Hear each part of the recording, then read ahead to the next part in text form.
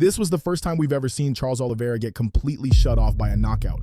It's no secret that his chin isn't the toughest out there. Every Charles fight comes with that extra dose of drama, that moment when he gets rocked hard, his legs give out, and he ends up on the canvas. Against the top contenders in the lightweight division during his title run, it was always the same story. He'd get dropped, hit the ground, but somehow come back to win. But out of all the opponents Charles has faced, the craziest thing is that the first guy to actually turn his lights out cold was Ilia Topuria, a fighter coming up from the lower division and someone much smaller than him. The big question going into this fight was whether the Spaniard could carry that same knockout power up a division. Well, it looks like that question has been answered. Topuria sent Charles to the same dimension where he already sent Max Holloway and Alexander Volkanovski. Three legends, three former champions from two different divisions, all left unconscious by the power in his hands. Now, at just 28 years old, Topuria becomes a two-division UFC champion, and it looks like his first title defense will be against Paddy Pimblett. What's even more shocking is that Charles came into this fight as a massive underdog, despite Topuria moving up in weight. Even with Topuria moving up from featherweight to lightweight, the confidence in him was so high that Charles was seen as a complete underdog. But honestly, it's understandable. Topuria came into this fight after knocking out Volkanovski in brutal fashion, leaving the featherweight champ completely unconscious in the octagon. And it wasn't just Volk. Max Holloway also felt those hands, and it was in that moment everyone realized that height difference wasn't going to matter much against Topuria.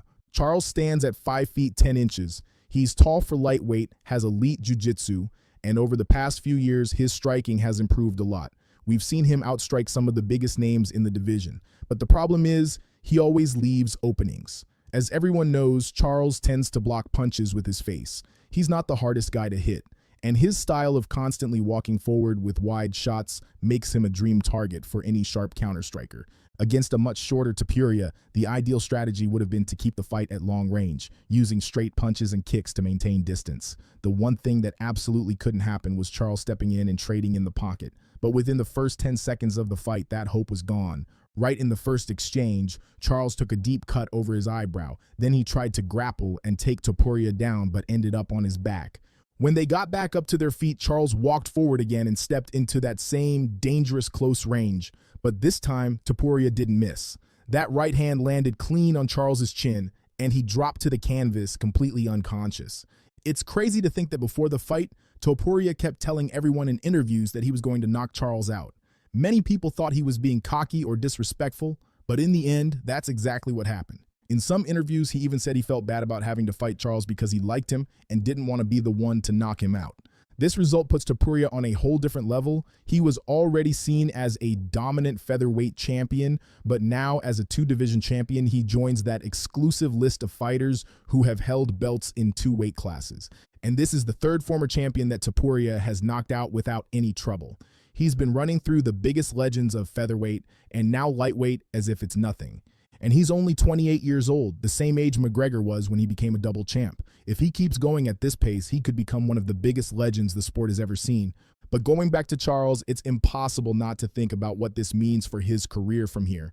He already lost his title to Islam Makhachev in a rough fight, getting submitted in the second round after being completely dominated. Now, with this brutal knockout by Topuria, a lot of people are starting to question whether he still has what it takes to compete at the top. To be fair, in recent years, Charles has only lost to the elite of the sport. He was submitted by Islam, lost a decision to Sarakian, and now got knocked out by Topuria. He's probably still competitive against other top lightweights, especially the veterans of the division, but the reality is, age is catching up. Charles is 36, and with such a long career and so many wars inside the octagon, it's only going to get harder for him to deal with these younger fighters in their physical prime like Topuria. Another worrying sign is that his chin might really be fading. In his last few fights, we saw him get dropped but recover. This time was completely different. He fell back frozen, no reaction, completely out cold. That was a textbook knockout. Of course, that says a lot about Topuria's power, but it also raises questions about Charles's ability to absorb damage moving forward. Then again, if there's one guy who has proven time and time again that you can't count him out, it's Charles Oliveira. During his title run, he was the underdog in almost every fight and kept finishing everyone in his path. So as brutal as this loss was, I wouldn't be surprised to see Charles bounce back, pick up some big wins, and continue fighting at a high level before he eventually retires. But the main character here is Topuria.